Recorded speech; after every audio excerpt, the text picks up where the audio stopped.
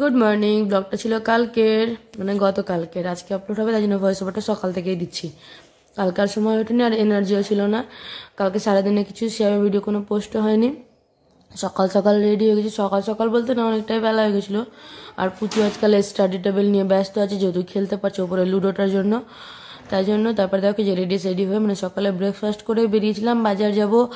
আর একটু কাজও ছিল, তাই জন্য মাসির বাড়িও যাওয়ার ছিল, তো একই রাস্তায় পড়ে, তো ভাবলাম আগে মাসির বাড়ি গিয়ে তারপরে মালদায় হয়ে যাব। মানে এই যে ওই মানে হালুয়া বানাবো, তাই জন্য গাজরটার প্রয়োজন ছিল আমার। ওই রেড গাজরটা যেটা হয় না, সেটা না, তো নর্মাল গাজর তো বাজারে পাওয়াই যায় আমাদের এখানে, কিন্তু মানে হালুয়াওয়ালা গাজর ওইটাই আমাকে বেশি ভালো লাগে। যেটা নর্মালি মানে প্রত্যেক দিন পাওয়া যায় গাজরটা, সেটা একটু কেমন একটা আলাদা টাইপের একটা মানে স্মেল করে। ওই গাজরের হালুয়া বানানো সুন্দর লাগে, লাল লাল টাইপের যেগুলো হয়, তো মালদাতেই পাওয়া যায়। আর টুকটাক বাজারও ছিল। তার আগে টাকা তোলা প্রয়োজন, তো সব থেকে আগে এটিএমে ঢোকা হলো টাকা তোলার জন্য। এদিকে দেখো পুচুর বাবার মানে হাত মোজাটা ধরে দাঁড়িয়ে আছে, এদিকে টাকা তোলার জন্য সামনে একজন ছিল, তার জন্য বাইরে দাঁড়িয়েছিল, তো এখানে টাকা মানে এটা অমৃতিতেই অবশ্য। টাকা তুলে তারপর আবারও বেরিয়ে পড়বো আমরা। মানে বাড়িতে আছে নবান্ন বলতে এই বাড়িতে প্রথম নবান্ন করা হবে, তো সেটারই টুকটাক বাজার করতে। আর কালকে এখন তো কয়েকদিন থেকে ভালোই রৌদ্র করছে, আজকেও তো সকাল থেকে ওয়েদার ভালোই মনে হচ্ছে। চলো, এখনো বাড়িতে কেউ এসে পৌঁছায়নি সেভাবে, তো এক এক করে আসলে সেটা তো তোমাদের আজকে যেটা ভিডিও শ্যুট করবো সেটা মানে কালকে আপলোড করবো, সেটা তো তোমরা দেখতেই পাবে। আর রৌদ্র তো বেশ ভালোই করেছে, যেটা মানে রৌদ্র করলে না বেরোতে বেশ মজা লাগে। এদিকে মাসির বাড়ি পৌঁছে গেছি, মাসির দিকে ঘুগনি মানে যেটা কি বলে এটাকে বরবটি সেদ্ধ করছিল, সেটারই ঘুগনি একটু রান্না করতে বললো, তো ঝটপট করে ওটা একটু রান্না করলাম। শুভ বাটিতে এরম খেলো। আর এদিকে আমি কি বকছিলাম জানি না, পুরো ঘুগনির ভিডিও নেওয়া নাই। যাই হোক, এদিকে এই যে আলু দিয়ে করেছিলাম। আমাকে আলু ছাড়া জীবন আমার অচল লাগে, আলু খেয়ে আমি আলু হয়ে যাচ্ছি, তবু আমি আলু ছাড়তে পারছি না। তারপর আমার পছন্দের বাজার এটা হচ্ছে মকদমপুর বাজার মানে, কিন্তু আমি সাগারি বাজার বলি, যেহেতু ওখানে শাক আছে তাই জন্য। তারপর বাড়ি এসে পৌঁছে গেছিলাম 12টা।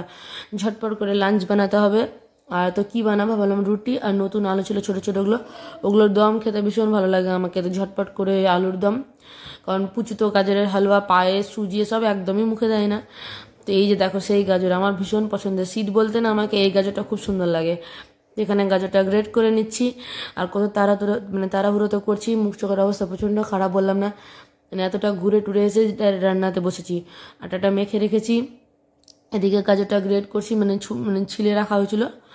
এদিকে পুচু স্নান হয়ে গেছিলো, দিয়ে পুচু খেলছিল। এদিকে টিভিতে চলছিল মহাব্বাতে, অনেক পছন্দের সিনেমা। তো চলো, এদিকে গাজরটা গ্রেট করে নিয়েছি। ভেবেছিলাম পুরো একটা শুধু গাজরের হালুয়ারই ভিডিও বানাবো। কালকের হালুয়া জাস্ট দারুণ হয়েছিল, দারুণ, একদম সুপার। এদিকে দেখো গাজরটা গ্রেট করা হয়ে গেছে। এদিকে যেগুলো মানে কাঠবাদাম, কাজু সেসব দিব, সেসব কুচি কুচি করে নিব। এদিকে আমুলের গায়িকা ঘি, যেটা আমাকে 1 কৌটো এনে দেয় আজকাল। 1 কৌটোতে 2 মাস মোটামুটি চলে যায়। আজকাল আমরা সকালবেলা যেটা পরোটা খাই সেটাও ঘিয়েই খাই, তো বেশ ঘিটা লাগছে। বাটার খাওয়া ছেড়ে দিয়েছি, সবাই ঘিটা দিচ্ছি, বেশ ভালো শ্যুট করছে। তো মানে কোনো অ্যাসিডিটি, গ্যাস এসব কিচ্ছু হচ্ছে না। তো এদিকে মানে যেহেতু আমি হালুয়া বানাবো, তার জন্য তার জন্য ঘি প্রয়োজন ছিল। আর এদিকে পরোটাটা যেটা সেকবো সেটাও ঘি দিয়ে, তো ওটা আমার আলাদা একটা কৌটোতে মানে ঢালাই থাকে, এই বড় কৌটো থেকে লাগাই না, এটা একটা আলাদা এক্সট্রা থাকে। তো ওইদিকে আমি দেখো শুধু মানে হালুয়াটা যেহেতু ঠাকুরকে দিব ভাবলাম, ঠাকুরকে দিব বলতে কি দিয়েই খাই যা রান্না করি, এরও আমি পারি। তো যেহেতু আজকে অবশ্য, তো এই যে গাজরটা মানে একটু ঘিটা গরম হলে গাজরটা আমি দিয়ে দিলাম। গাজরটা বেশ ভালো মতন লো ফ্লেমে একদম নাড়াচাড়া করতে হবে, যতক্ষণ না পুরো গাজরের ভেতর থেকে যেগুলো জল থাকবে শুকিয়ে গাজরটা বেশ ভালো মতন ভাজা ভাজা হয়ে আসবে, সাইড থেকে হালকা হালকা ঘিও ছেড়ে আসবে দেখবে। আর আজকে গাজরের হালুয়াটা একদম দারুণ হয়েছিল, পুরো রেসিপি অবশ্য ডিটেলসে বলে দিচ্ছি। একদম ভাজা ভাজা হয়ে এলে তারপর আমি দিব চিনি দিয়ে বেশ ভালো মতন করে নাড়াচাড়া করতে হবে, চিনিরও রসটা যাতে শুকিয়ে যায় একদম, তারপরই দুধটা অ্যাড করব। এভাবে গাজরের হালুয়া করলে দারুণ হয়। আগেও অবশ্য দুধটা অ্যাড করা যায়, কিন্তু ওটাতে কালারটা একটু কম বেশি হয়ে যায়, কিন্তু এটাতে কালারটাও দারুণ এসেছিল। জানি না ভিডিওতে কতটা ভালো মতন কালার বোঝা যাচ্ছে, কিন্তু একদম অসাম হয়েছিল খেতে, আর দেখতেও দারুণ হয়েছিল।